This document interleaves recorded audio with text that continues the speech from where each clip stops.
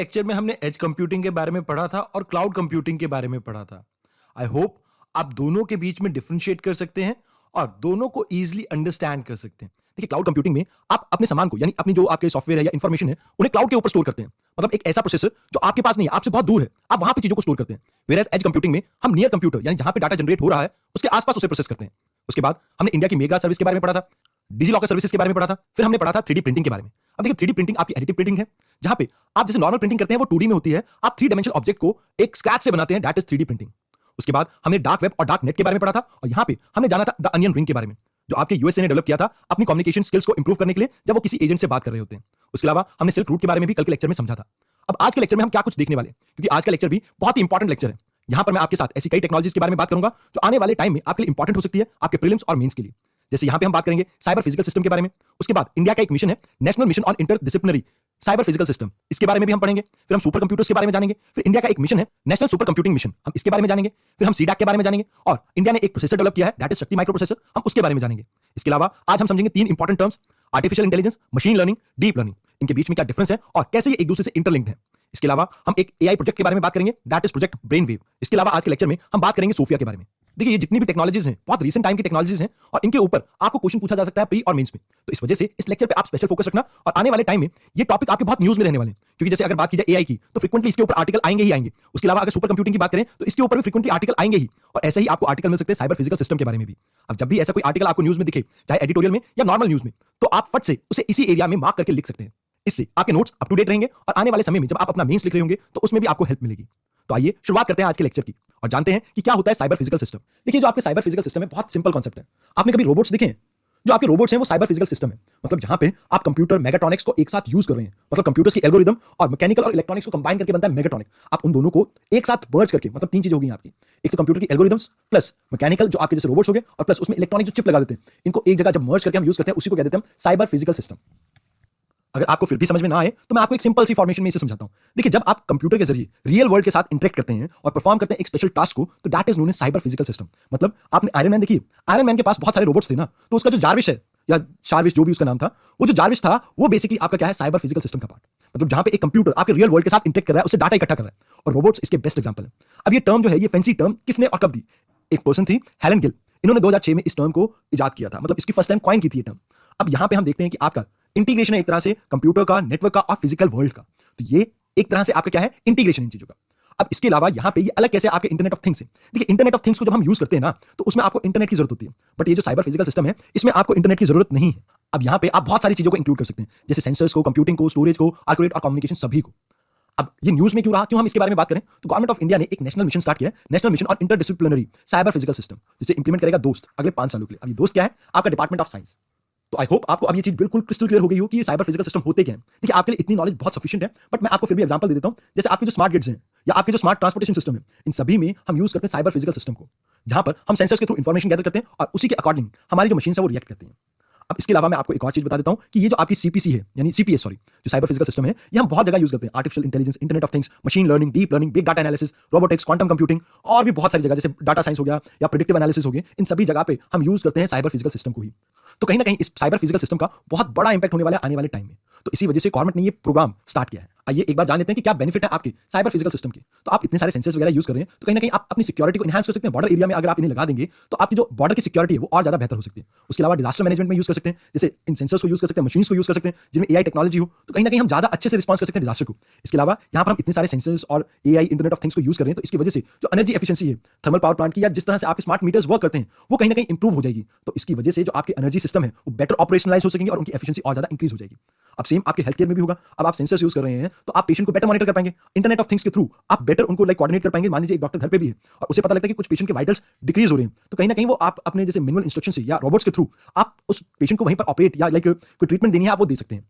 उसके अलावा ट्रांसपोर्टेशन में जो एरर्स हैं या कंजेशन ऑफ रोड्स हैं वो कहीं ना कहीं कम हो सकती है। अभी आप देखते हैं कि फ्रीक्वेंटली रेड लाइट मिलती है आपको, बट अगर हमें ये पता हो कि ट्रैफिक मूवमेंट किस तरह से चल रहा है तो उसको हम मैनेज कर सकते हैं। अब यहाँ पे अगर हम सेंसर्स, इंटरनेट ऑफ थिंग्स और इन सभी चीजों का इस्तेमाल कर रहे हैं तो हमारे पास भरपूर डाटा होगा ट्रांसपोर्टेशन को लेकर। अब उससे मैं ट्रैफिक जैम जैसी सिचुएशन को अच्छे से और इजीली मैनेज कर सकता हूँ। उसके अलावा एग्रीकल्चर की वैल्यू चेन को हम एनहांस कर सकते हैं, जिससे हम एग्रीकल्चर की प्रोडक्टिविटी को भी इंक्रीज कर सकते हैं। अब यहाँ पे कुछ चैलेंजेस भी हैं, जैसे प्रिवेसी का एक चैलेंज है कि आप जो ये साइबर फिजिकल सिस्टम यूज करते हैं ये किसी भी सिक्योरिटी को हैक कर सकते हैं, तो कहीं ना कहीं प्रॉब्लम दे सकते हैं। मान लीजिए आपने रोबोट बनाई, आपने टर्मिनेटर मूवी देखी है, तो कहीं ना कहीं वो टर्मिनेटर वाला भी हो सकता है। या आपने एक मूवी आई थी आई, बहुत प्यारी मूवी थी, आप उसे देख लेना। तो उस तरह के कुछ कंसर्न हो सकते हैं। आई बेसिकली एक सॉफ्टवेयर था जो पूरे यूएसए को लाइक मॉनिटर करता था, तो वो कहीं ना कहीं जैसे आपके नेशन के अगेंस्ट वर्क करने लग जाता है। तो ऐसी चीजों के बारे में प्रॉब्लम हो सकती है, क्योंकि हम टोटली मशीन के ऊपर डिपेंडेंट हो जाएंगे। अब सेम तरह के कंसर्न आपको डाटा लेवल पे भी देखने को मिलता है। जैसे जो आपके डाटा की कॉन्फ़िगरेशन है वो अगर ढंग से ना हुई, या आपके जैसे किसी आउटसाइडर ने या इनसाइडर ने जानबूझ के उस डाटा को लीक कर दिया या खराब कर दिया, तो भी आपको प्रॉब्लम हो सकती है। मान लीजिए मैं आपको एक एग्जांपल देता हूं कि आप गैस पाइपलाइन को मॉनिटर कर रहे हैं और आपके किसी से खुंदक है, मतलब आपको कोई नफरत करता है। उसने आपकी ड्यूटी के टाइम पे क्या किया, आप जैसे चाय पीने गए थे, उसने जैसे जो प्रेशर लेवल है उनके साथ कुछ छेड़छाड़ कर दी। तो यहाँ पे टेक्नोलॉजी के हिसाब से वो तो उसी तरह से ऑपरेट करने लगेगा। अब मान लीजिए कोई एक्सीडेंट हो जाता है, तो इसमें रिस्पॉन्सिबिलिटी तो आपकी भी आएगी ना। तो कहीं ना कहीं इस चीज में भी थोड़ा प्रॉब्लम है। उसके अलावा इंफ्रास्ट्रक्चर लेवल पे अब इंडिया के पास इतनी फंडिंग नहीं है, तो इतना इंफ्रास्ट्रक्चर हमारे पास है भी नहीं। कोलैबोरेशन लेवल पे अब देखिए यहाँ पे आपको क्या चाहिए कि इंडस्ट्रीज, इंटरनेशनल, गवर्नमेंट और एकेडमी वाले जो हैं, इन सबको एक साथ मिलकर काम करना चाहिए। अब देखिए क्या है, गवर्नमेंट फंडिंग देती नहीं, इसलिए एकेडमी इस पे काम कर नहीं पा रही। अब एकेडमी काम नहीं कर पा रही तो इंडस्ट्रीज को उस तरह के लेबर्स नहीं मिल रहे, स्किल मैन पावर नहीं मिल रही। और इंटरनेशनल लेवल पे लोग अब नई टेक्नोलॉजी के लिए क्यों आपको इतना पैसा देंगे, तो ये भी तो एक प्रॉब्लम है ना। अब अगर बात की जाए इंटरनेशनल की कोलैबोरेशन की, तो वही कंट्रीज अपने साथ पार्टिसिपेट कर सकती है ना जिनकी थॉट प्रोसेस एक जैसा हो। अब यूएसए का तो कोई भरोसा नहीं है ना, आज हमारी साइड है तो कल किसी और की साइड भी हो सकता है। यूएसए डिमांड के ऊपर या आप कह सकते हैं नीड के ऊपर डिपेंडेंट है। लाइक अभी अगर उसे पाकिस्तान की नीड होगी तो पाकिस्तान को सपोर्ट कर देगा, अगर उन्हें इंडिया की नीड होगी तो इंडिया को सपोर्ट कर देगा। जैसे अभी तक उन्हें लगता है कि इंडिया चाइना को केटर करने के लिए एक बड़ा एसेट हो सकता है, बट होता है कि नहीं, ये तो फ्यूचर की बात है। आइए अब वापस बात करते हैं इस national mission on interdisciplinary cyber physical system के बारे में। यहाँ पे हम 4 चीजों के ऊपर फोकस कर रहे हैं। पहला आ जाता है टेक्नोलॉजिकल डेवलपमेंट। यहाँ पे आप कोशिश करते हैं कि साइबर फिजिकल सिस्टम को आप डेवलप करने की कोशिश करेंगे इंडिया में। दूसरा आ जाता है स्किल डेवलपमेंट, मतलब आप लोगों को स्किल देंगे ताकि हम उस तरह का ह्यूमन रिसोर्स डेवलप कर सकें जो इस तरह की टेक्नोलॉजी को जानता हो। अब यहाँ पे तीसरी चीज आ जाती है कि आप इंटरप्रेन्योरशिप, स्टार्टअप्स और इकोसिस्टम को ऐसे डेवलप करेंगे जो प्रमोट कर सके इस तरह की चीजों को। और चौथा है इंटरनेशनल कोलैबोरेशन। तो ये 4 फ्रंट्स हैं जिस पे मेजरली ये स्कीम फोकस कर रही है, मतलब मेजरली ये मिशन फोकस कर रहा है। अब ये जो मिशन है ये वर्क करेगा हब एंड स्पोक मॉडल पे, मतलब कुछ इस तरह से जैसे आपने साइकिल का चक्का देखा ना, कुछ उस तरह से हब एंड स्पोक मॉडल बनता है। अब यहाँ पे सेंटर में आ गया आपका दोस्त यानी डिपार्टमेंट ऑफ साइंस। उसके अलावा ये जो स्पोक हैं यहाँ पे आपको मिलेंगे जैसे technological innovation hub, application innovation hub, technological translation research park. तो ये सब आपके लाइक पेरिफेरी में होंगे और सेंटर में होगा आपका कौन, दोस्त। तो यही सब कुछ आपको जानना इंपॉर्टेंट था इस national mission on interdisciplinary cyber physical system पे। अगला टॉपिक है हमारा सुपर कंप्यूटर के बारे में। देखिए सुपर कंप्यूटर कोई ऐसी चीज नहीं है जो उड़ती हो या जो सुपरमैन की तरह आपको बचाने के लिए आती है, बल्कि यहाँ पे जो आपकी कंप्यूटर की स्पीड है वो नेक्स्ट लेवल है। जो आप नॉर्मल कंप्यूटर या पीसी यूज करते हैं ना, उसमें क्या होता है, जो प्रोसेसर है वो इतना एडवांस नहीं होता कि उसकी स्पीड या जो उसकी जो कैलकुलेशन है या उसके ऑपरेशन है वो बहुत ज्यादा फास्ट हो सके। आपके डे टू डे वर्क के लिए तो वो ठीक है, लेकिन जब आपको बहुत सारा डाटा प्रोसेस करना हो या स्टोर करना हो बहुत सारा डाटा, तो उसके लिए हमें चाहिए होते हैं सुपर कंप्यूटर। अभी जो सुपर कंप्यूटर का प्रचलन है या आप कह सकते हैं कि रेस है, इसकी शुरुआत हुई थी 1964 में। बेसिकली 1964 में CDC 600 करके या 6600 करके एक नया कंप्यूटर आया था जिसमें एक सिंगल प्रोसेसर यूज किया गया था और इसकी स्पीड आम पीसीस के मुकाबले बहुत तेज थी। तो वहां से आपके ट्रेंड स्टार्ट होता है सुपर कंप्यूटर का, और इसके बाद आपके यूएसए और रशिया इसकी रेस में लग जाते हैं। मतलब आप देखेंगे कि एक सुपर कंप्यूटर पहले यूएसए बनाएगा, फिर रशिया उसके आगे एडवांस बनाएगा, फिर यूएसए उससे एडवांस। तो इस तरह से जो आपके सुपर कंप्यूटर हैं ये और एडवांस होते गए। अभी अगर बात करें रिसेंटली, तो मोस्ट पावरफुल आपका जो सुपर कंप्यूटर है वो अंटिल लास्ट ईयर था यूएसए का, जिसका नाम था समिट। इसमें तकरीबन 36,000 आपके प्रोसेसर लगे हुए थे। आप एक बात समझिए, जो आपका खुद का पीसी है या लैपटॉप है, इसमें एक सिंगल प्रोसेसर लगा हुआ है। अब आप 36,000 प्रोसेसर एक साथ वर्क करवाएंगे तो कहीं ना कहीं इस जो लैपटॉप की या पीसी की इसकी परफॉर्मेंस बहुत एडवांस हो जाएगी, बहुत हाई हो जाएगी। तो जो आप पर्टिकुलर टास्क देंगे इसे, वो और ज्यादा बेहतर तरीके से कर पाएगा और इसमें समय भी आपका कम लगेगा। अब क्या ऐसी चीजें हैं जिनको हम देख के ये कह सकते हैं कि कोई कंप्यूटर सुपर कंप्यूटर है? देखिए इसके लिए हम फ्लॉप्स में मेजर करते हैं। अब ये कोई मूवी का वो नहीं है कि ठीक है जी आपकी 5 फ्लॉप आई तो आप ऊपर चले गए रैंक में, या आपकी 10 फ्लॉप है तो आप ऊपर हैं, ऐसा कुछ नहीं। यहाँ पे इस फ्लॉप का मतलब है फ्लोटिंग पॉइंट ऑपरेशन पर सेकंड, मतलब कितने ऑपरेशन आप एक सेकंड में परफॉर्म कर सकते हैं, दैट इज योर फ्लॉप्स। अब इसके अलावा जो आपके सीपीयूज हैं जो आप सुपर कंप्यूटर में यूज करते हैं वो सिमिलर है आपके नॉर्मल सीपीयूज से, बट यहाँ पे जो आपके ट्रांजिस्टर का जो स्विचिंग टाइम है वो मिनिमम है।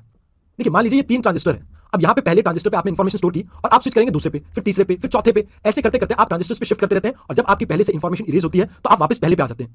अब यहाँ पे जो आपके सुपर कंप्यूटर है उसमें ये जो स्विचिंग टाइम है ये मिनिमम है, जिसकी वजह से इनकी परफॉर्मेंस जो है वो आम कंप्यूटर्स के मुकाबले बहुत एडवांस है। अब ये जो सुपर कंप्यूटर हैं ये एक छोटे से डेस्क पे फिट नहीं आते, इनके लिए चाहिए आपको पूरी की पूरी एक बिल्डिंग। मतलब आप ये लगा लीजिए कि जितने में आप 100 बंदों को खड़ा कर सकते हैं ना, तो उतनी जगह में आपका एक सुपर कंप्यूटर ही आता है।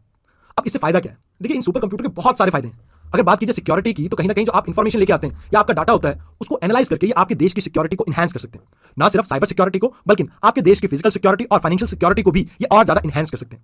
उसके अलावा जो आपके सिस्टम्स हैं, जैसे मान लीजिए पावर ग्रिड्स वगैरह हैं, आप इन सिस्टम को सुपर कंप्यूटर के थ्रू और ज्यादा एफिशिएंट कर सकते हैं, क्योंकि ये आपको बेस्ट पॉसिबल रूट्स बता सकते हैं जिनसे अगर आप एनर्जी ट्रांसमिट करेंगे भी तो वो आपकी जो एनर्जी है वो एफिशिएंटली पहुंचेगी from source till the end. मतलब ऐसा नहीं होगा कि उसमें लॉसेस बहुत ज्यादा होंगे। अब हम कुछ भी सोच के जब पावर ट्रांसमिशन करते हैं तो होता क्या है कि बहुत ज्यादा लॉसेस हो जाते हैं, जिसकी वजह से जो आपकी कंपनी है वो डूब भी जाती है। तो इन केसेस में आपके सुपर कंप्यूटर आपकी हेल्प कर सकते हैं, वो एल्गोरिदम रन करेंगे जिससे आपको मोस्ट एफिशिएंट मीन मिल जाएगा from source till the end. तीसरा इंपॉर्टेंट यूज है इसका न्यूक्लियर टेस्ट में।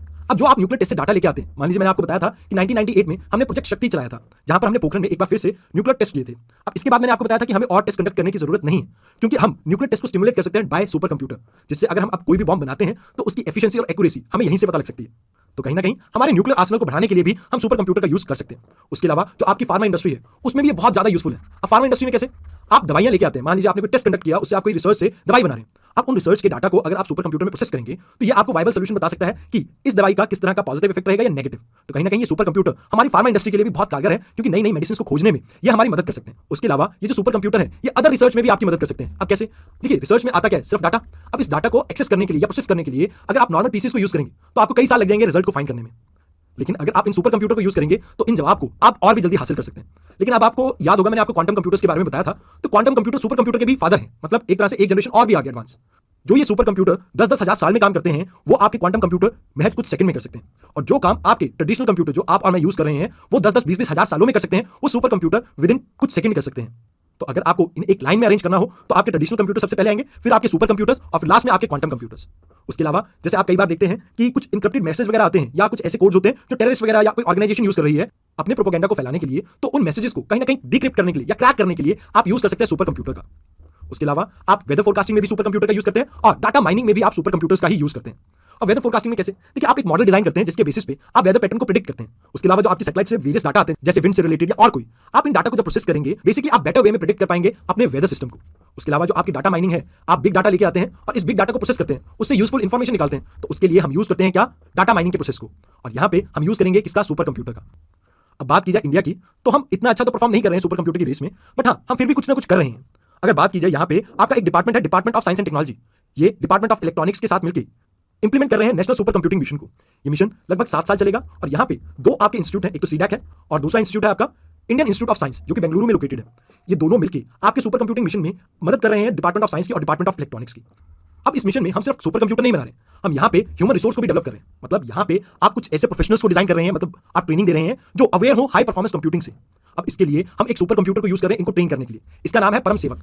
अब बात की जाए किन एरिया में हम इन लोगों को ट्रेन कर रहे हैं, तो हम यहाँ पर climate modelling, computational biology, atomic energy stimulation, national security and defence application, disaster stimulation and management, computational material science, nano materials, cyber physical system और बिग डाटा एनालिटिक्स में हम इन सभी लोगों को ट्रेन कर रहे हैं। मतलब ऐसा नहीं है कि एक ही इंसान को सब कुछ सिखा रहे हैं, यहाँ पे अलग अलग ग्रुप्स में हम लोगों को डिवाइड कर रहे हैं और इनको इस बारे में हम नॉलेज दे रहे हैं। अब देखिए, जो बेनिफिट है वो वर्ल्ड के लिए और हमारे लिए तो सेम है, वर्ल्ड से हमारी सिचुएशन कुछ अलग है। अगर बात करें चैलेंजेस की, देखिए अगर चैलेंजेस की बात करें तो सबसे पहला चैलेंज तो यही है कि इंडिया के पास पैसा नहीं है, मतलब फंड्स ही नहीं है। अब हम बात करते हैं कि हम सुपर कंप्यूटर बनाएंगे, हम वर्ल्ड लेवल पे बहुत कुछ करेंगे, बट यहाँ पे जो हमारी इन्वेस्टमेंट है वो बहुत लिमिटेड सी। अब ऐसा क्यों? अब देखिए, गवर्नमेंट को बहुत से सेक्टर में पैसा इन्वेस्ट करना पड़ता है। अब जैसे आपके एमएसपीज हुए या आपकी पब्लिक डिस्ट्रीब्यूशन स्कीम हुई, इन सब में गवर्नमेंट ही तो पैसा इन्वेस्ट कर रही है ना। अब इसके बाद जो बचता है वो बहुत कम बचता है और उसके ऊपर से इंडिया में करप्शन भी है। इन सब के बाद जो बचता है आप उसी को तो इन्वेस्ट करेंगे ना, और वो चिंदी है, मतलब बहुत कम पैसा है। अब जब आप लिमिटेड इन्वेस्टमेंट किसी चीज पे लगा रहे हैं तो क्या वहां से आपको रिजल्ट अच्छे मिलेंगे?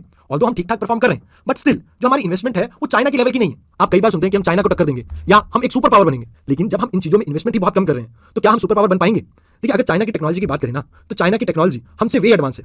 वो इस समय यूएसए को चैलेंज कर रहे हैं और हम उनसे टक्कर लेना चाहते हैं। तो अगर हमें उनसे टक्कर लेनी है तो हमें इन चीजों में इन्वेस्ट करना पड़ेगा, और हाल फिलहाल में हम ऐसा नहीं कर रहे हैं। अब मान लीजिए गवर्नमेंट कुछ पैसा इन्वेस्ट करने को तैयार हो भी जाती है, तो दूसरी प्रॉब्लम उससे भी बड़ी है कि जो आपके फंड्स रिलीज होते हैं, मतलब जो पैसा आता है वो टाइम में रिलीज नहीं होता। अब मान लीजिए एक आपका प्रोजेक्ट चल रहा है और उसके पास सालों साल पैसा ही ना पहुंचे, तो क्या वो प्रोजेक्ट कभी कंप्लीट होगा? बिल्कुल भी नहीं। तो इसी वजह से दूसरी प्रॉब्लम आ जाती है हमारे यहाँ, डिलेड रिलीज ऑफ फंड। अब बात की जाए तीसरी प्रॉब्लम की, तो तीसरी प्रॉब्लम है आपकी हार्डवेयर से रिलेटेड। अब इंडिया में हम जितनी भी माइक्रो चिप्स यूज करते हैं या जितनी भी हम प्रोसेसर्स की चिप यूज करते हैं वो इंडिया में डिजाइन और मैन्युफैक्चरिंग नहीं होती उनकी, और ज्यादातर ये चिप्स चाइना में बनती है। अब इंडिया ने अभी इसके लिए प्रोजेक्ट स्टार्ट किया है और आने वाले टाइम में इसका रिजल्ट भी दिखेगा। बट अभी के लिए अगर हम बात करें, हार्डवेयर सेक्टर में भी हमारे लिए चैलेंजेस हैं, क्योंकि हमारे पास हर कुछ बना बनाया नहीं मिलता। हमें ज्यादातर चीजें बाहर से इंपोर्ट करनी पड़ती हैं और जिसकी वजह से बहुत ज्यादा टाइम लग जाता है और ये आपको बहुत ज्यादा कॉस्टली भी पड़ती है। उसके अलावा अगला कारण है ब्रेन ड्रेन। अब आप जानते होंगे कि इंडिया में जितना भी टैलेंट है वो या तो यूएस से चला जाता है या यूरोपियन कंट्रीज या ऑस्ट्रेलिया, चलो चाइना तो नहीं जाते, बट इन जगह पे चला जाता है। अब इसके पीछे कारण क्या है? मान लीजिए आप किसी गवर्नमेंट ऑर्गेनाइजेशन में काम कर रहे हैं, तो वहां पे प्रमोशन कैसे होती है? वहां पर प्रमोशन के लिए सीनियरिटी देखी जाती है, बंदे में टैलेंट क्या है उसको नहीं देखा जाता। वहां पे देखा जाता है कि बंदे की सीनियरिटी कब है, डेट ऑफ ज्वाइनिंग कब है। अब इस सिस्टम में प्रॉब्लम ये है कि जो इंडिया का टैलेंटेड यूथ है, अब उसे पता है कि उसका कैलिबर क्या है, अब वो अपनी सीनियरिटी की वेट नहीं करता। उन्हें एक मौका मिलता है यूएसए से, तो वो फट से यूएसए चला जाएगा। उसके अलावा दूसरी प्रॉब्लम यह है कि इंडिया में हम जो रिसर्च के लिए पैसा देते हैं वो बहुत कम है, और पैसा कम है तो इन यूथ की सैलरी भी बहुत कम है। अब इनकी अगर सैलरी कम है तो यूएसए इन्हें ज्यादा पैसा ऑफर करेगा, तो बट ऑब्वियस है वो कहां चला जाएगा? यूएसए में। अब ये भी एक कारण है जिसकी वजह से इंडिया में जो सुपर कंप्यूटिंग सेक्टर है या सेगमेंट है वो इतनी तेजी से ग्रो नहीं कर रहा है। उसके बाद अगर बात की जाए तो लास्ट प्रॉब्लम है आपके प्राइवेट सेक्टर के साथ। देखिए, जो प्राइवेट सेक्टर है वो प्रॉफिट में तो लगा हुआ है, मतलब जितना ज्यादा वो प्रॉफिट कमाना चाहता है वो कमा रहा है, बट वो पैसा उतना इन्वेस्ट नहीं कर रहा आर&डी में। इंडिया में क्या है कि हमारे खुद के प्रोडक्ट बहुत कम है। ऐसा क्यों? क्योंकि हम रिसर्च ही नहीं करते। अब रिसर्च नहीं करेंगे तो उस चीज को डेवलप भी नहीं कर पाएंगे। तो इस वजह से इंडिया अभी भी बाहर की कंट्रीज पे ज्यादा डिपेंडेंट है। जैसे अगर हम बात करें इंडिया की मैन्युफैक्चरिंग सेक्टर की, तो ज्यादातर मशीन जो है मैन्युफैक्चरिंग सेक्टर में वो चाइना से आती हैं। अब चाइना ने कुछ अलग थोड़ी कर रखा है, उन्होंने रिसर्च के ऊपर पैसा बहुत इन्वेस्ट कर रखा है, और इंडिया में इस चीज के ऊपर पैसा इतना इन्वेस्ट होता नहीं। तो ये भी एक प्रॉब्लम है। अब ये तो हुई चैलेंजेस के बारे में बात। आइए जानते हैं इंडिया के कुछ सुपर कंप्यूटर्स के बारे में। यहाँ पे आपको 2 नाम याद रखने हैं, प्रत्युष और माहिर। यहाँ पे इंडिया का जो फास्टेस्ट सुपर कंप्यूटर है दैट इज प्रत्युष, जिसे मिनिस्ट्री ऑफ अर्थ साइंस ने अभी अभी लॉन्च किया था। उसके अलावा माहिर को भी मिनिस्ट्री ऑफ अर्थ साइंस ने ही लॉन्च किया है। अब ये जो आपका हाई परफॉर्मेंस कंप्यूटिंग सिस्टम है माहिर, इसे जॉइंटली होस्ट कर रहा है आईआईटीएम पुणे और national centre for medium range weather forecast Noida. अब यहाँ पे अगर बात की जाए इनकी स्पीड की, तो जो प्रत्युष की स्पीड है दैट इज 4 पेटाफ्लॉप। उसके अलावा जो आपका ये जो मिहिर है, इसकी जो स्पीड है वो अराउंड 2.8 पेटाफ्लॉप के आसपास है। अब सुनने में तो अजीब है, लेकिन जानकर आपको हैरानी तो होगी ही कि इंडिया चौथी ऐसी कंट्री है जिसने इतने बड़े सुपर कंप्यूटर को वेदर फोरकास्टिंग में यूज किया है। इसके अलावा जापान, यूएसए और यूके भी ऐसा कर चुका है। इसके अलावा और भी बहुत से सुपर कंप्यूटर्स हैं जिनका नाम मैंने आपको पहले भी बताया हुआ है, जैसे सेवक के बारे में मैंने आपको बताया, परम सेवक। उसके अलावा आप सहस्त्रा नाम याद रख सकते हैं, आदित्य नाम याद रख सकते हैं, परम युवा 2, TIFR कलर बोसॉन और परम शिवाय, ये सभी इंडिया के सुपर कंप्यूटर हैं। अब अगर बात की जाए परम शिवाय की, तो यहाँ पे आपको याद रखना है कि ये रिसेंटली सीडैक ने डेवलप किया है। अब सीडैक ने डेवलप किया है तो आपको मिशन भी याद होना चाहिए, national mission on super computing, आपको याद है? उसी मिशन के अंडर हमने इसे डिजाइन किया है। अभी ये सुपर कंप्यूटर करंटली डिप्लॉयड है IIT BHU में। अब इतनी देर से हम सीडैक के बारे में बात कर रहे हैं, तो आइए जान लेते हैं ये सीडैक है क्या। ये बेसिकली एक रिसर्च एंड डेवलपमेंट ऑर्गेनाइजेशन है जो मिनिस्ट्री ऑफ इलेक्ट्रॉनिक्स के अंडर आती है, यानी MIT के अंडर। इस ऑर्गेनाइजेशन ने अपना पहला सुपर कंप्यूटर बनाया था दैट इज परम 800। मतलब मोस्टली जो आपके परम वाली सीरीज है ये भैया सीडैक ही बनाती है, कुछ एक्सेप्शन हो सकते हैं बट मोस्टली कहा है मैंने। अब ये तो बात हो गई आपके सुपर कंप्यूटर की इंडिया में, वर्ल्ड में भी हमने थोड़ा बहुत कुछ जान लिया। अब एक ऑर्गेनाइजेशन है या एक प्रोजेक्ट कह सकते हो आप, टॉप 500 प्रोजेक्ट, इसे स्टार्ट किया गया था 1993 में, जो वर्ल्ड के 500 super most powerful super computer के बारे में आपको बताता है। अब ये जो लिस्ट है साल में 2 बार अपडेट होती है। अभी इस लिस्ट में चाइना टॉप पे है क्योंकि उनके पास लगभग 228 सुपर कंप्यूटर्स हैं, और इनके नीचे जो कंट्री है दैट इज यूएसए, और इन दोनों के बीच का जो डिफरेंस है लगभग 117 सुपर कंप्यूटर्स का है। तो आप अंदाजा लगा सकते हैं कि इंडिया के पास तो कोई चांस ही नहीं। अब अगर बात की जाए ह्यूमन ब्रेन और कंप्यूटर की, तो क्या दोनों में कुछ सिमिलरिटी है? देखिए डाटा तो दोनों ही ट्रांसमिट करते हैं, बट जो फंक्शनिंग है ब्रेन की वो टोटली डिफरेंट है आपके सुपर कंप्यूटर से। अब ऐसा मैं इसलिए कह रहा हूं क्योंकि जो आपके सुपर कंप्यूटर है उसमें एक ही डायरेक्शन में, मतलब लाइक एक तार जा रही है, उसमें से ही आपका डाटा फ्लो करता है, बट ब्रेन में जो सिग्नल है वो सभी डायरेक्शन में फैलते हैं। तो इस वजह से जो आपकी ब्रेन की फंक्शनिंग है वो काफी अलग है आपके सुपर कंप्यूटर से या आपके नॉर्मल कंप्यूटर से भी। तो हुआ ये है कि रिसेंट टाइम में यूरोपियन यूनियन ने एक प्रोजेक्ट स्टार्ट किया है, ह्यूमन ब्रेन प्रोजेक्ट, जहां पे वो कोशिश ये कर रहे हैं कि एक ऐसा सुपर कंप्यूटर डेवलप करें जो ह्यूमन ब्रेन की तरह काम करता हो, और वो इसमें कुछ हद तक कामयाब भी हुए हैं, और इसको नाम दिया गया है स्पिकनिकर, यानी कि spiking neural network architecture machine. अब यहाँ पे समझने वाली बात यह है कि ये आपका दुनिया का सबसे largest brain like super computer है, और इसे डेवलप किसने किया है? यूरोपियन यूनियन ने। अब यहाँ पे स्पीकिंग में हम मिमिक कर रहे हैं ह्यूमन ब्रेन की वर्किंग को, और यहाँ पे हम इंटरकनेक्ट कर रहे हैं वेरियस सर्किट बोर्ड्स को। अभी तक हमने जितना भी इसमें वर्क किया है, मतलब जितनी भी कैलकुलेशन कर रही है, उतने में हम सिर्फ 1% ब्रेन की वर्किंग को ही रिप्रेजेंट कर पा रहे हैं। मतलब ब्रेन जो है आपका एक कंप्यूटर से भी तेज है, क्योंकि इंसानों ने कंप्यूटर को बनाया है, कंप्यूटर ने इंसानों को नहीं। तो यहाँ पे आपको याद रखना है कि ये ऑलमोस्ट 200 मिलियन एक्शन कर सकता है पर सेकंड, बट ह्यूमन ब्रेन इससे भी ज्यादा कर सकता है। उसके अलावा इंडियन कंटेक्स्ट में एक इंफॉर्मेशन है जो मैं आपको देनी भूल गया हूं, आप याद रखना, एक शक्ति माइक्रो प्रोसेसर है जो IIT मद्रास ने बनाया है। ये इंडिया का पहला माइक्रो प्रोसेसर है जो हमने खुद यहाँ पे बनाया है, और इसे बनाया गया है राइस स्कीम के अंडर। अब ये राइस क्या है? रिकॉन्फिगरेबल इंटेलिजेंट सिस्टम इंजीनियरिंग। इस प्रोजेक्ट को फंड कर रही है आपकी मिनिस्ट्री ऑफ इलेक्ट्रॉनिक्स, और यहाँ पे हम कोशिश कर रहे हैं अपने खुद के माइक्रो प्रोसेसर्स को डेवलप करने की। उसके अलावा जो आपका परम सेवक है उसके बारे में भी थोड़ा बहुत बता देता हूँ यहाँ पे। देखिए ये एक high performance high and computation system है जिसे हम जैसे साइंटिफिक ऑपरेशन, इंजीनियरिंग या एकेडमिक यूज के लिए यूज करते हैं, और इसके बारे में मैंने बहुत सी इन्फॉर्मेशन यहाँ पे दे रखी है, बट इतनी ही रेलेवेंट है आपके एग्जाम पॉइंट ऑफ व्यू से। आइए अब बात करते हैं आर्टिफिशियल इंटेलिजेंस के बारे में। इसे समझाने के लिए हमें एक वेन डायग्राम चाहिए। देखिए एक चीज होती है डीप लर्निंग, मतलब आप एक एल्गोरिदम बनाते हैं, उसके अकॉर्डिंगली कंप्यूटर अपने फंक्शंस परफॉर्म करता है। अब यहाँ पे जो आपकी एल्गोरिदम है उसके अकॉर्डिंगली आपका सिस्टम चल रहा है। अब इसके बाद आती है मशीन लर्निंग, मतलब जो आपकी मशीन है वो खुद को इवॉल्व करती है और वो कुछ खुद से एल्गोरिदम को समझती है और उसके अकॉर्डिंगली यानी आसपास के एनवायरमेंट के अकॉर्डिंगली अपने आप को ढालती है। That is machine learning. अब जब इस मशीन लर्निंग को हम प्रैक्टिकल इंप्लीमेंटेशन में डालते हैं दैट इज आर्टिफिशियल इंटेलिजेंस। कहने का तात्पर्य यह है कि जो आपकी आर्टिफिशियल इंटेलिजेंस है, यहाँ पे जो आपकी मशीन है वो ह्यूमन बिहेवियर को रिप्रेजेंट करती है, मतलब जैसा आप बिहेव करते हैं एक सर्टेन सिचुएशन में वैसा ही आपकी मशीन भी बिहेव करेगी। अब आप सोचेंगे सर इसका एग्जांपल दे देते तो बहुत बढ़िया होता। अब आप सोच रहे होंगे कि इसका एक एग्जांपल मिल जाता तो कितना बढ़िया होता। देखिए जो चीजें हम अभी सोच रहे हैं ना वो हॉलीवुड वाले पहले से ही सोच के छोड़ चुके। आपको याद होगा एक आर्नोल्ड की मूवी आई थी टर्मिनेटर, उसमें जो आपकी मशीन्स हैं दैट इज आर्टिफिशियल इंटेलिजेंस। उसके अलावा एक हॉलीवुड की मूवी है आई, वहां पे जो यूज हुई है टेक्नोलॉजी, मतलब वहां पे आपका जो कंप्यूटर है वो अपने आप बिहेव कर रहा है, आसपास की सराउंडिंग को इवैल्यूएट करता है, जहां पे वो थ्रेट को और एनिमीज को पहचानता है, that all gonna be your artificial intelligence. अगर आपने ये मूवी नहीं देखी है तो आप इनके ट्रेलर्स भी देख लेंगे तो भी शायद आपको एक पिक्चर क्लियर हो जाए कि कैसे आर्टिफिशियल इंटेलिजेंस के बारे में जहां अब हम सोच रहे हैं ये हॉलीवुड में तो बहुत पहले से ही चल रही है। आइए एक बात देखते हैं कि आर्टिफिशियल इंटेलिजेंस इवॉल्व कैसे कर रही है। देखिए अगर बात की जाए 1940 की तो यहां से इसकी शुरुआत होती है। 1940 में कुछ रिसर्च वगैरह चल रही थी, इसका रिजल्ट देखने को मिलता है हमको 1950 में। 1950 में एक पर्सन थे एलन टर्निंग, इन्होंने टर्निंग टेस्ट कंडक्ट किया जिससे शुरुआत हुई आपकी आर्टिफिशियल इंटेलिजेंस की। ऑल्दो यहां पर इस टर्म को यूज नहीं किया गया। 1956 में ड्रेटमाउथ करके एक कॉलेज था, वहां पे एक कॉन्फ्रेंस होती है, वहां पे पहली बार इस टर्म को यूज किया जाता है जिसका नाम पड़ता है आर्टिफिशियल इंटेलिजेंस। इसके बाद 1959 में सैमुअल चेकर प्रोग्राम करके एक चीज थी जिसने मशीन लर्निंग के थ्रू बीट किया आपके ह्यूमन प्लेयर्स को चेस में। इसके बाद IBM ने शुरुआत की शू बॉक्स से, जहां पे आपकी वॉइस कमांड पे अर्थमेटिक कैलकुलेशन हो रही थी, और ये बात है 1961 की। उसके बाद 1966 में साकी करके SHAKEY साकी करके एक मोबाइल रोबोट बनाया था जो आसपास की सराउंडिंग से अवेयर था, मतलब वो उसके बारे में जान सकता था। उसके बाद 1966 में ही एक आपका एलिजा करके एक हमने रोबोट बनाया था आर्टिफिशियल कन्वर्सेशन के लिए जो थेरेपिस्ट की तरह काम कर रहा था। उसके बाद 1974 से लेकर 1980 तक एक तरह से ठंडा काम रहा आपकी AI टेक्नोलॉजी के डेवलपमेंट में। उसके बाद आता है इसकी रेंज में बूम, मतलब अब आर्टिफिशियल इंटेलिजेंस फिर से एक बार तेजी पकड़ती है। अब यहाँ पे दो आपके रोबोट्स आते हैं, एक R1 और दूसरा है XCON।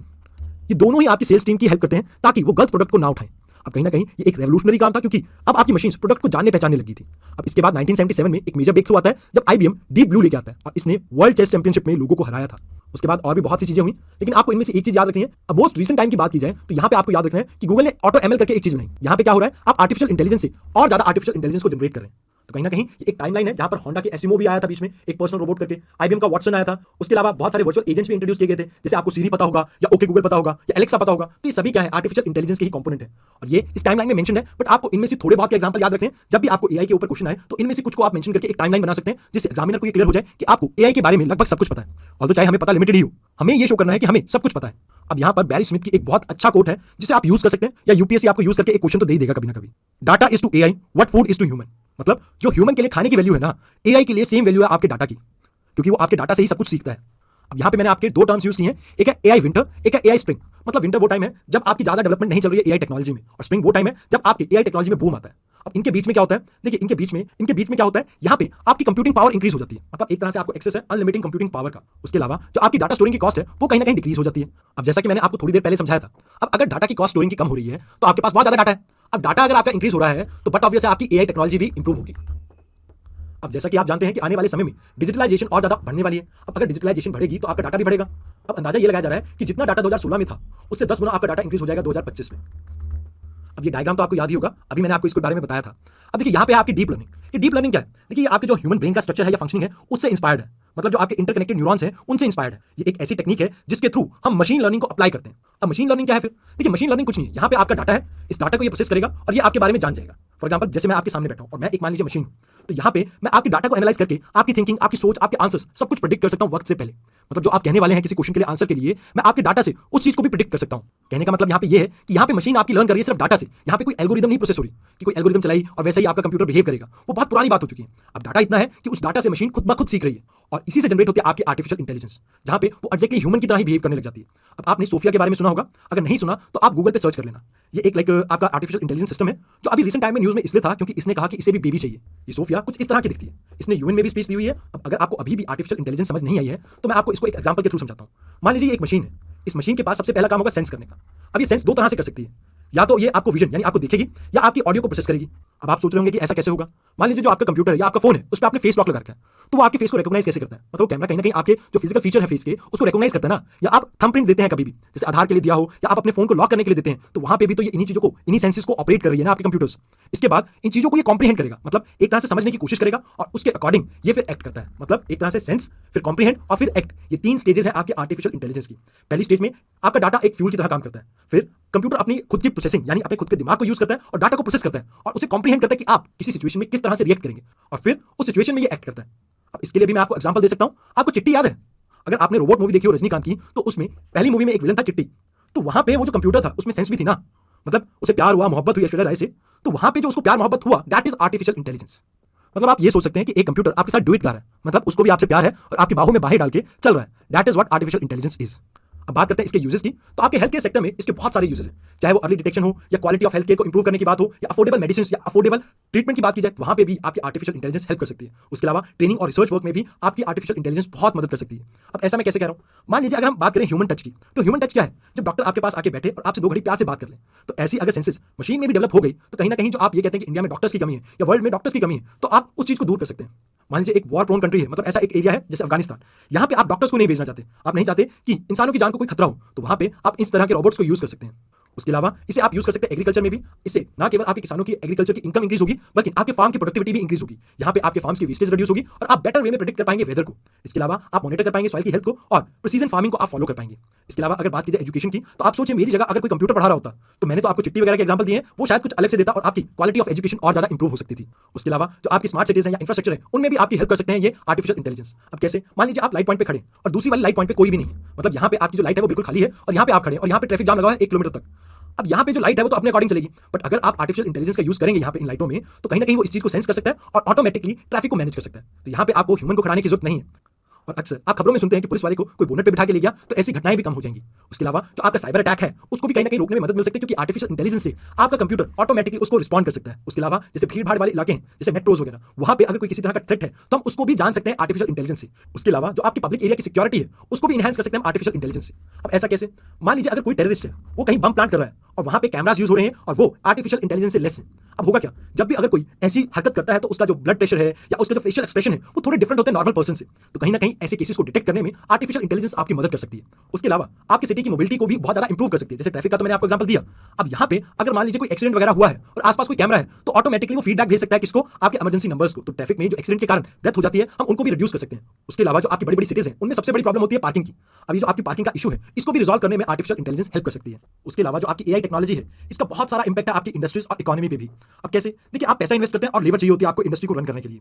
अब इन दोनों में ही आपकी एआई टेक्नोलॉजी हेल्प कर सकती है। अब कैसे, देखिए आपकी इनोवेशन को इंप्रूव कर सकती है, आपकी जो लेबर है ये कैपिटल है उसको आप किस तरह से मैनेज करें उसमें आपकी हेल्प कर सकती है। उसके अलावा जो हम ऑटोमेशन करना चाहते हैं, जब हम बात करते हैं इंडस्ट्रियल रेवोल्यूशन 4.0 की, तो यहाँ पे इंटेलिजेंट ऑटोमेशन में हेल्प कर सकती है आपकी एआई टेक्नोलॉजी। तो ये है आपके कुछ इंपॉर्टेंट एस्पेक्ट एआई टेक्नोलॉजी के बारे में। आइए अब बात करते हैं कुछ चैलेंजेस के बारे में। देखिए ये जो आपकी एआई टेक्नोलॉजी है ये अभी नई है तो इसमें हमारे पास इतने एक्सपर्ट भी नहीं है और ना ही हमारे पास मैन पावर है। उसके अलावा यहाँ पर स्किलिंग अपॉर्चुनिटी भी लिमिटेड है आपके पास। इसके अलावा जो आपकी एआई टेक्नोलॉजी है इससे रिलेटेड कई प्राइवेसी इशू है, सिक्योरिटी इशू है, एथिकल इशूज है, इसको रेगुलेट करने के लिए हमारे पास कोई लॉ भी नहीं है। उसके अलावा इन एआई टेक्नोलॉजीज पे जो अभी इन्वेस्टमेंट हो रही है या इंटेंसिटी है जो इसकी रिसर्च की वो बहुत कम है। देखिए जो आपकी कोर रिसर्च है वो तो फिर भी बहुत चल रही है, बट जो इसकी ट्रांसफॉर्मिंग कोर रिसर्च है, मतलब जहां पे हम इसे देखते हैं कि मार्केट में हम इसे कैसे अप्लाई करें, उसके ऊपर जो रिसर्च है वो अभी भी उतनी नहीं हो पा रही, जिसकी वजह से आने वाले फ्यूचर में अभी भी हम देख रहे हैं कि एआई टेक्नोलॉजी इतने लार्ज स्केल पे यूज नहीं हो पाएगी। उसके अलावा इन एआई टेक्नोलॉजीज की जो कॉस्ट है वो बहुत हाई है और जो आपकी बड़ी बड़ी इंडस्ट्रीज हैं वो तो इसे इजीली अडॉप्ट कर सकती हैं, बट स्मॉल इंडस्ट्रीज के लिए थोड़ी मुश्किल हो सकती है। और उसके अलावा जो अवेयरनेस लेवल है बिजनेसेस का वो भी बहुत कम है अबाउट एआई टेक्नोलॉजी, जिसकी वजह से आने वाले समय में हम देखते हैं कि एआई टेक्नोलॉजी इतने लार्ज स्केल पे इंप्लीमेंट नहीं हो पाएगी इंडिया में। इसके अलावा जो डाटा की बात करते हैं हम, डाटा इसका फ्यूल है। तो यहाँ पे जब हम बात करते हैं इंडिया की, तो इंडिया में इतना ज्यादा डाटा सिस्टम हमने अभी डेवलप नहीं किया है, इतना अच्छा हमारा डाटा इकोसिस्टम नहीं है, जिसकी वजह से हम प्रॉपर्ली फ्यूल नहीं कर पाएंगे इस एआई टेक्नोलॉजी को। तो यहाँ से एक बात तो क्लियर होती है कि जो आपकी एआई टेक्नोलॉजी है वो आने वाले समय में पूरी दुनिया का रुख बदलने वाली है, बट क्या ये इंडिया में कारगर साबित हो पाएगी, ये एक डाउट वाला क्वेश्चन है। अगर बात की जाए इन सारी चीजों का सारांश ये है कि जो आपकी एआई टेक्नोलॉजी है ये है तो बहुत अट्रैक्टिव, लेकिन आने वाले समय में इंडिया के लिए एक मेजर चैलेंज भी हो सकता है, क्योंकि इंडिया में ना तो इतनी फंडिंग है, चाहे हम बात करें गवर्नमेंट सेक्टर की या प्राइवेट सेक्टर की, इतनी रिसर्च कंडक्ट नहीं हो रही इस एआई टेक्नोलॉजीज में। उसके अलावा इंडिया की जो पॉपुलेशन है वो बहुत ज्यादा है और यहाँ पे अगर हम एआई टेक्नोलॉजीज को यूज करते हैं इंडस्ट्रीज में तो कहीं ना कहीं लार्ज स्केल अनएम्प्लॉयमेंट देखने को मिल सकती है। इंडिया में हमें जरूरत है कि हम ज्यादा से ज्यादा रिसर्च एंड डेवलपमेंट में फंडिंग करें ताकि हम इन एआई टेक्नोलॉजी को इंडिजिनियसली बिल्ड कर सकें, ताकि आने वाले समय में हम वर्ल्ड की इस रेस में पीछे ना रहें। उसके अलावा यहाँ पे आपको एक प्रोजेक्ट ब्रेन वेव के बारे में बताना है मैंने आपको। देखिए ये जो प्रोजेक्ट है यहाँ पे हम रियल टाइम एआई की बात कर रहे हैं, जिससे हम लाइव डाटा स्ट्रीमिंग कर सकते हैं, चाहे वो वीडियो की हो, सेंसर स्ट्रीमिंग हो या इंटरेक्शन हो यूजर्स के साथ। अभी माइक्रोसॉफ्ट ने एक प्रोजेक्ट लॉन्च किया था, प्रोजेक्ट ब्रेन वेव, जो कि एक डीप लर्निंग एक्सेलरेशन प्लेटफॉर्म है जहां पे हम रियल टाइम आर्टिफिशियल इंटेलिजेंस को यूज कर रहे हैं। इस प्रोजेक्ट को आप एज एन एग्जांपल यूज कर सकते हैं जब भी आपको कोई क्वेश्चन आए आर्टिफिशियल इंटेलिजेंस के लिए। उसके अलावा सोफिया भी एक एग्जांपल है आपका जो आप एग्जाम में यूज कर सकते हैं। तो आज के लेक्चर के लिए इतना ही, धन्यवाद।